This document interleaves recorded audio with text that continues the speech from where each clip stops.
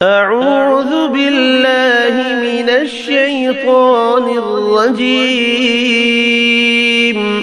بسم الله الرحمن الرحيم.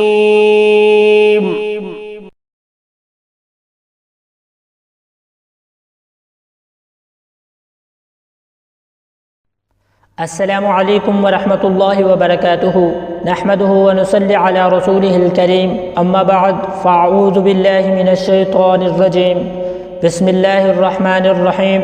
انا انزلناہ فی لیلۃ القدر وما ادراک ما لیلۃ القدر، لیلۃ القدر خیر من الف شہر، تنزل الملائکۃ والروح فیہا باذن ربہم من کل امر، سلام ہی حتی مطلع الفجر۔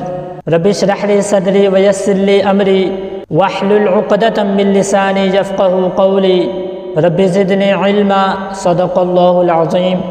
احباب ناظرین، آج کے اس لیکچر میں ہم لیلۃ القدر کی اہمیت اور فضیلت اور اس رات میں کون سی دعا پڑھنی چاہیے، یہ باتیں ہم جانیں گے۔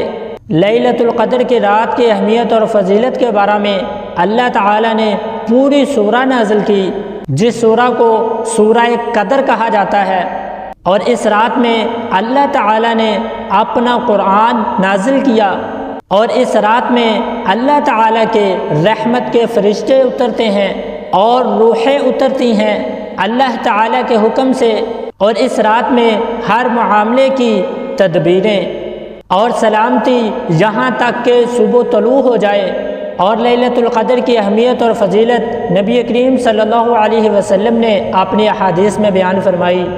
صحیح بخاری کی حدیث کا نمبر 13۔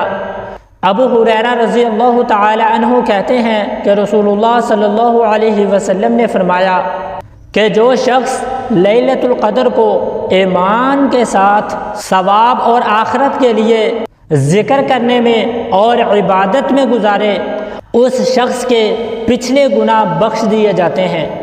اگلی حدیث صحیح بخاری سے، حدیث کا نمبر 1901۔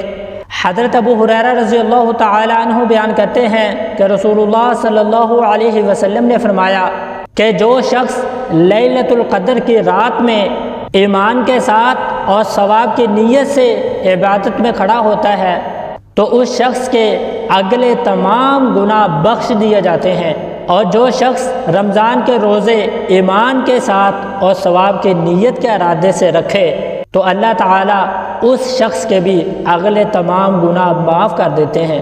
اب ہم جانتے ہیں کہ ہمیں لیلۃ القدر کی رات میں کون سی دعا کرنی چاہیے۔ سنن ابن ماجہ کی حدیث کا نمبر 3850۔ ام المؤمنین حضرت عائشہ رضی اللہ تعالی عنہ فرماتی ہیں کہ میں نے رسول اللہ صلی اللہ علیہ وسلم سے پوچھا کہ اگر مجھے لیلۃ القدر کی رات مل جائے تو میں کون سی دعا کیا کروں؟ تو آپ صلی اللہ علیہ وسلم نے فرمایا اللہم انک عفو تحب العفو فاعف عنی۔ اس کا ترجمہ یہ ہے کہ اللہ تعالیٰ تو معاف کرنے والا ہے، معافی کو اور درگزری کو پسند کرتا ہے، تو مجھ کو معاف کر دے۔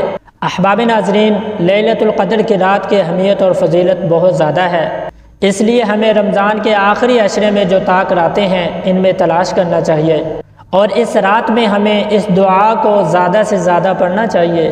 اللہ تعالی ہمیں عمل کرنے کی توفیق نصیب فرمائے۔ وما علینا الا البلاغ المبین۔